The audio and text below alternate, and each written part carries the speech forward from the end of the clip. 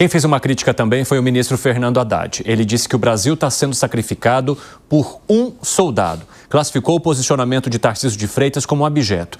Ele concedeu uma entrevista ao jornal Estadão e mencionou: normalmente o que se espera é que um soldado se sacrifique pela sua pátria. Mas o que está acontecendo nesse momento, e aí apontando Jair Bolsonaro, é que a nação estaria sendo sacrificada por causa de um soldado, fazendo uma relação ao fato de quem defende Jair Bolsonaro buscar um projeto de anistia em troca da redução da sanção ou da tarifação que foi imposta por Donald Trump. Você acha que o Haddad tem razão, Alan Gani?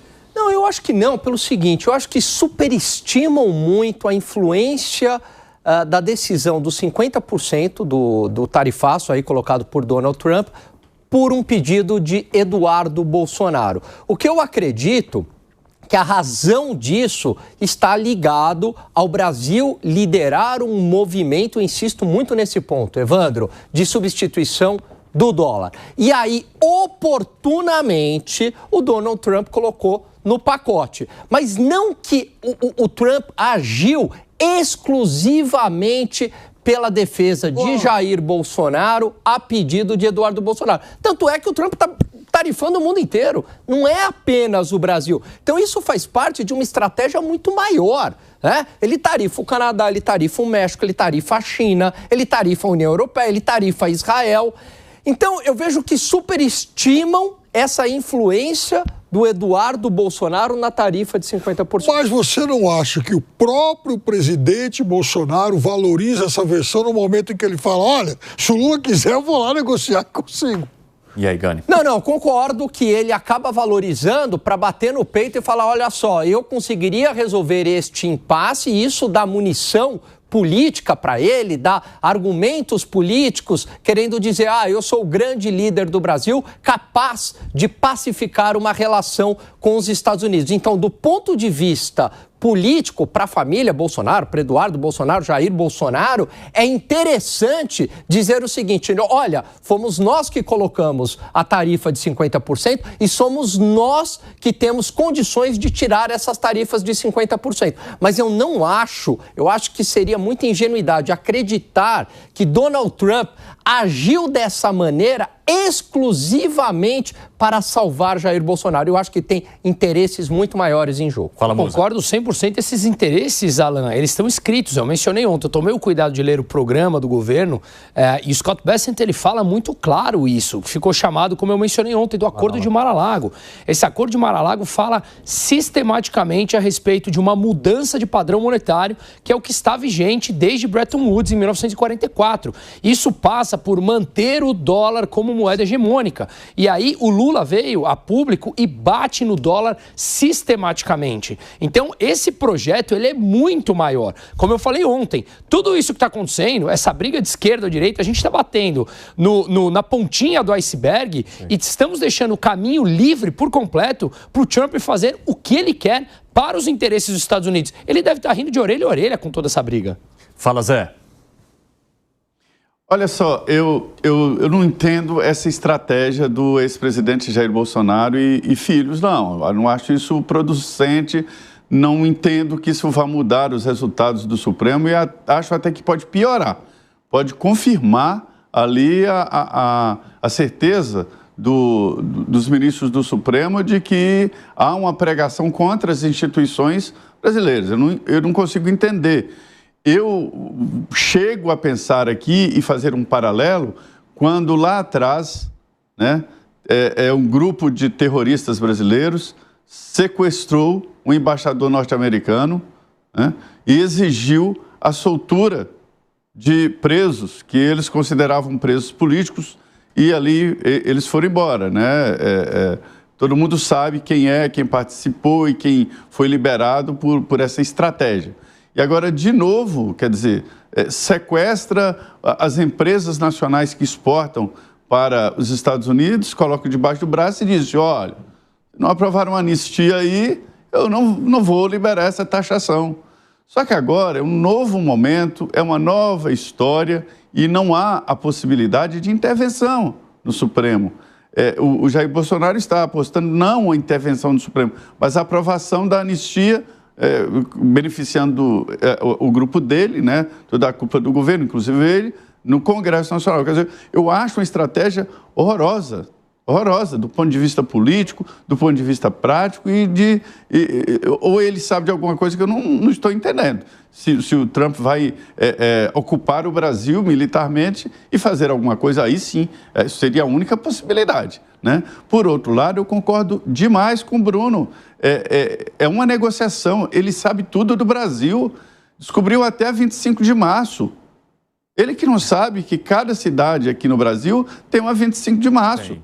O coração do poder aqui em Brasília tem 3 25 de março. Tem uma feira que chama Feira dos Importados, que é a Feira do Paraguai. Então, assim, se ele vier a Brasília e for na Feira do Paraguai, é aí que ele vai voltar taxando o Brasil em 100%. Né? Então, assim, ele sabe muito de detalhes do Brasil. Nós temos a cultura, nós brasileiros temos a cultura de que você roubar a propriedade intelectual não é roubo. Né? Você não rouba um carro, todo mundo não rouba um carro, mas rouba uma música. Você comprava CD pirata. Teve uma CPI, eu acompanhei passo a passo, CPI da pirataria, fiquei impressionado. Se falsifica até peça de avião, de BMW, de Mercedes. É uma cultura que é difícil de arraigar. Né? As pessoas têm orgulho de usar marcas assim, falsificadas. Então, assim, isso é uma cultura do Brasil. Isso prejudica muito as marcas, não só dos Estados Unidos, mas de outros países, da Europa e tal. Então, tem muito mesmo de comércio, mais do que política e proteção a Jair Bolsonaro. Ô, Fábio Piperni, para a gente arrematar essa parte aqui da crítica do Fernando Haddad, ele também chamou o posicionamento do governador Tarcísio de Freitas de abjeto, porque disse que o governador deveria, então, se ele tem tanta vontade de resolver a situação, procurar o governo federal para eles criarem uma estratégia única de articulação e não tentar conduzir a conversa de maneira paralela. Como é que você avalia? Veja, o governador, no começo desse episódio todo, ele cometeu erros. Um deles foi, inclusive, fazer a consulta ao STF sobre a possibilidade de se liberar o passaporte do Bolsonaro para ele ir até os Estados Unidos. Me parece que isso sai bastante dos limites protocolares aí. Outra coisa, né? Ele foi lá procurar o encarregado de comércio dos Estados Unidos também numa ação solo. Eu até acho que o Estado de São Paulo, pela sua dimensão e tal, deve sim ter os seus canais diplomáticos para fazer esse tipo de consulta, mas não de uma forma paralela, não de uma forma descolada dos esforços, por exemplo, que o governo federal também faz nesse sentido.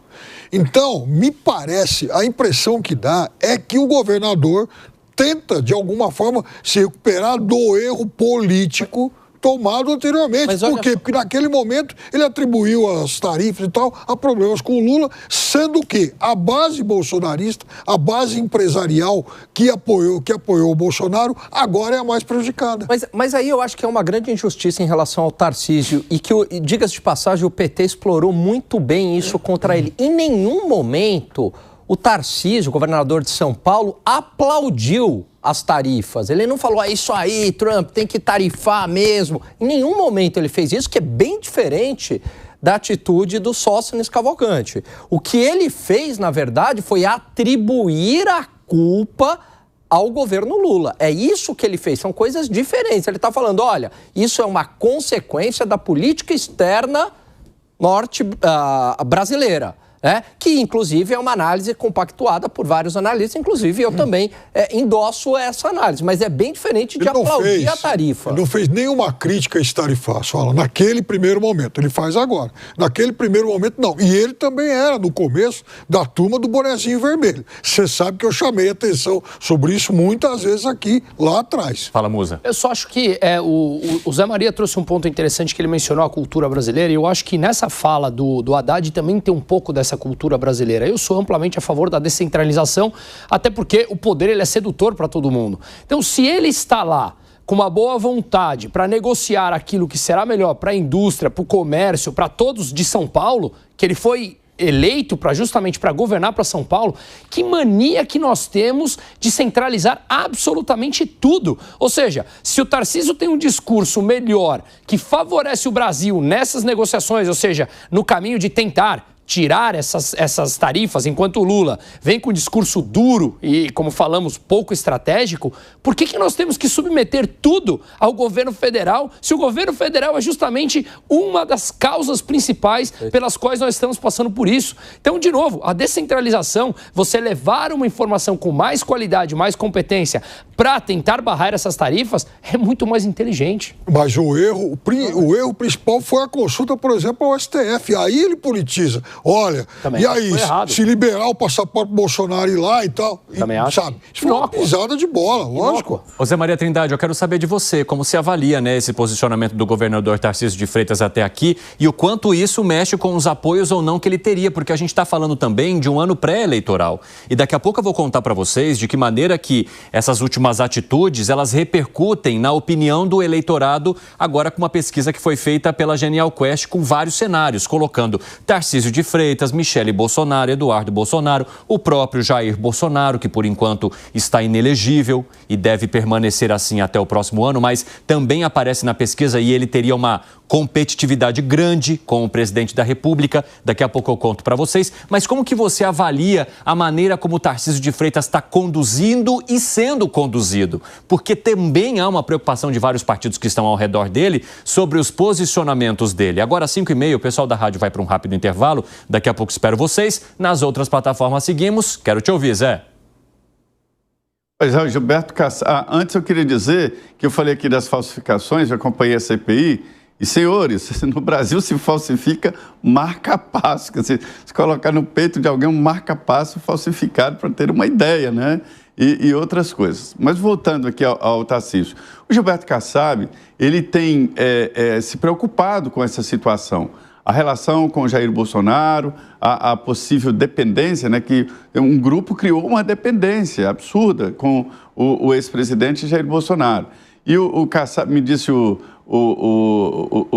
presidente da Comissão de Relações Exteriores, me disse o seguinte, ele é presidente do partido do Kassab lá no Mato Grosso do Sul.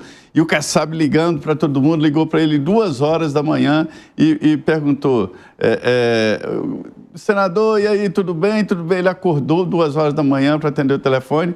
Aí o Kassab perguntou para ele, senador, como está o PSD? Aí o senador falou assim, dormindo, presidente, para você ter ideia. Então, ele está disparando e tentando entender o que está acontecendo com relação a essa disputa. E aí, em São Paulo, o Tarcísio negou que tivesse ido ao Supremo Tribunal Federal solicitar a liberação do passaporte do ex-presidente Jair Bolsonaro para que ele fosse aos Estados Unidos. Né? Ele negou, ele não admitiu essa negociação. Mas ele está certo ao seguir ali a política do seu Estado. Ele tem uma grande responsabilidade, ele dirige o Estado que é a locomotiva do Brasil, é o grande parque industrial brasileiro, São Paulo.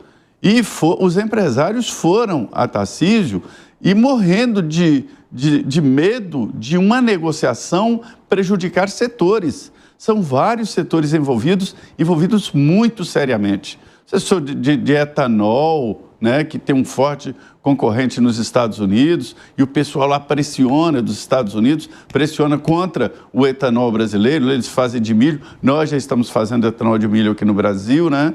E vários outros setores. Eu acho que ele tem razão. Acabou aquela ideia de que nós elegíamos um ditador por 4 anos, para ser governador com plenos poderes. Não, durante os 4 anos agora, o governador tem que responsabilizar-se pelo que ele está liderando, ou seja, o Tarcísio não é o ditador de São Paulo eleito, ele é o governador eleito no exercício da função de governador, acompanhando ali quem o apoia e qual é o objetivo dele. O objetivo é fazer o Estado funcionar, e o Estado precisa de relações internacionais para funcionar.